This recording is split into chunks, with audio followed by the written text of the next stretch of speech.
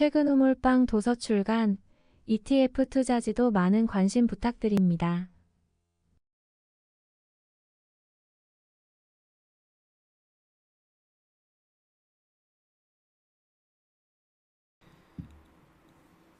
안녕하세요. 퇴근 후 몰빵입니다. 오늘은 최근 시장의 섹터 간의 편차가 심하게 나타나고 소외받는 섹터가 계속해서 주가가 부진한 양상을 나타내고 있어서 이 부분에 대해서 관련해서 제 생각을 좀 말씀을 드려보고 이럴 때 반드시 가져갈 만한 종목군을 한번 짚어보려고 합니다.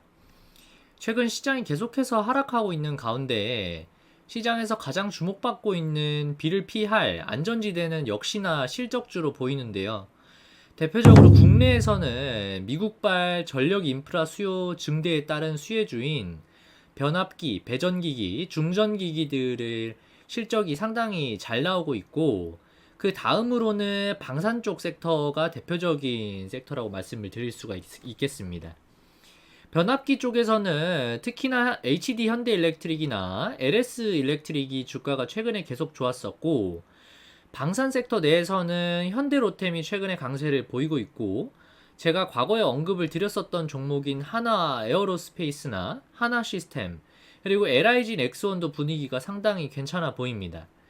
아무래도 수출을 많이 하는 산업이다 보니까 대부분의 이런 기업들의 공통점이 미국향 수주가 늘어나면서 매출이 국내 내수 사업을 영위하는 섹터와는 다르게 지속적으로 매출이 상승하면서 여기에 더불어서 공급이 수요를 못 따라가는 이슈가 있다 보니까 마진율이 또 같이 증가하면서 회사의 수익성도 좋아지는 흐름이 나타나고 있습니다. 다시 말하면은 P도 좋아지고 Q도 좋아지면서 매출 성장과 영업이익률 성장이 같이 동반해서 나타나고 있는 상황이라고 요약을 해볼 수가 있겠습니다. 그래서 HD 현대일렉트릭과 LIG 넥스원만 보더라도 비슷한데요. HD 현대일렉트릭 실적 차트를 먼저 보시면 영업이익이 최근에 계속 급격한 증가를 보여오다가 이번 2분기 실적 발표에서 OP 마진이 23% 수준을 기록을 했고, 지난 분기에 16% 수준의 마진율을 기록을 한 점을 비교했을 때 굉장한 마진의 개선이 나타났다고 보입니다. 이는 공급이 수요를 못 따라가면서 단가 인상과 풀캐파로 양산 수출을 하면서 발생하게 되는 고정비 레버리지 효과가 극적으로 나타난 것으로 보이는데요. 업계에서는 변압기 시장의 호황이 적어도 2년 내지는 3년 정도가 이어질 것으로 보고 있습니다. 다만 그동안 주가가 많이 올랐었기 때문에 조정은 단기적으로 나올 수 있겠지만 중장기적으로는 우상향을 이어나갈 가능성이 상당히 높다고 보고 있습니다. LIG 렉스원의 경우에는 과거에 제가 천궁 수출에 대한 기대감과 K9 자주포의 수출이 기대가 된다라고 작년에 말씀을 드렸었던 방산 업체인데요. 최근에 7월 10일에 하나 에어로스페이스에서 루마니아 K9 자주포의 첫 번째 수출 계약을 알려왔고, 규모가 대략 1.4조 원 수준으로 상당히 큰 규모의 수주를 발표를 했습니다.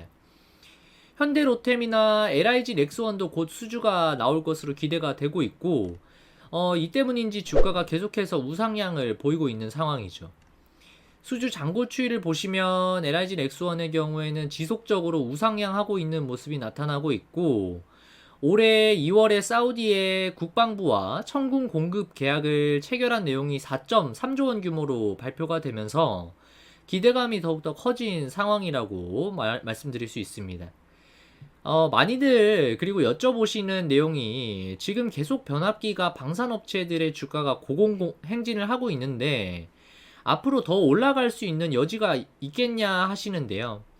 개인적으로는 지금 시장 분위기는 계속 좋은 쪽으로 자금이 들어올 가능성이 높다고 보고 있습니다. 일단은 두 섹터의 경우에는 모두 한국이 주요 매출처가 아니고 미국으로 수출을 하는 물량이 대부분이기 때문에 미국 정부에서 전력 인프라 확대를 위한 막대한 투자 계획에 따라서 계속적으로 수주 잔고가 누적될 수밖에 없는 상황이고, 현재 한국 증시의 여러 섹터군 중에서 높은 이익 성장률을 나타내는 곳이 많지 않기 때문에 구조적으로 시장이 어려울수록 꾸준한 성장이 나오는 곳에 자금이 들어오고 있는 상황인 것으로 보입니다. 게다가 아시다시피 최근에 트럼프 대통령이 당선될 가능성이 점점 더 높아지고 있는 추세인데요. 최근에 연설 중에 암살을 하려는 시도가 있었습니다. 그래서 전 트럼프 대통령은 운이 좋게도 이번에 총알을 비껴 맞으면서 대피를 했지만 이 사건이 있은 이후로 트럼프의 지지율이 계속해서 올라가고 있는 상황이고 바이든 현재 대통령이 재선 후보직에서 사임하겠다라는 의사 표명이 나왔었고 시장은 이제 트럼프 대통령과 이제 해리스 부통령의 대결이 될 것으로 전망을 하고 있습니다. 그런데 잘 알고 계셔야 하는 부분이 트럼프가 주요 대선 공약으로 내세우고 있는 내용 중에 하나가 미국이 주둔하고 있는 국가의 방위비를 증액시키겠다라는 내용을 담고 있습니다. 이것의 의미를 한번 생각을 해본다면 미국이 유럽 국가들에게 방위비를 더 분담하라고 요구를 하게 되면서 유럽 국가들의 국방비가 올라가거나 이를 우려하는 유럽 국가들이 국방비를 늘려서 자체적으로 국가 방어력을 키우려는 모습이 앞으로 향후 몇 년간 계속해서 이어질 수 있다고도 볼 수가 있겠습니다.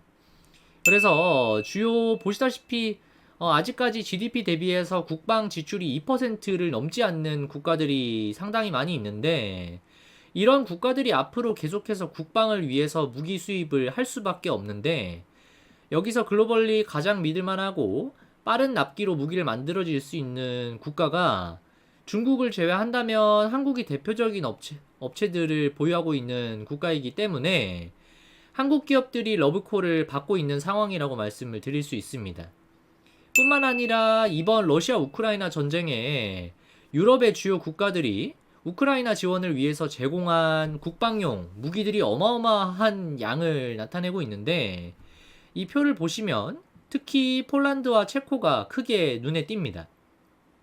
이 두 개 국가들이 최근에 한국에 계속해서 무기 수주를 크게 주고 있는 나라임을 생각을 한번 해본다면 앞으로의 그림이 어느 정도 예상이 가는 듯 합니다. 저는 그래서 구조적인 성장이 이어지고 있는 섹터가 바로 이 방산 쪽이라는 생각을 하고 있고 국내에는 사실 방산업체가 그렇게 많지 않아서 LIG 넥스원이나 하나시스템, 현대로템이나 하나에어로스페이스는 계속해서 장기적인 관점에서 지켜봐야 한다고 생각을 하고 있고 만약에 이제 지수가 하락함에 따라서 이쪽 섹터도 같이 차익 매물이 나온다면 빠질 수가 있겠는데 이런 조정을 기회로 추가 매수를 하는 것도 좋은 선택이 될 것으로 보고 있습니다. 오늘 제가 준비한 영상은 여기까지입니다. 제 영상이 도움이 되셨다면 구독과 좋아요 부탁드리고 알림 설정까지 해두시면 제게 큰 힘이 됩니다.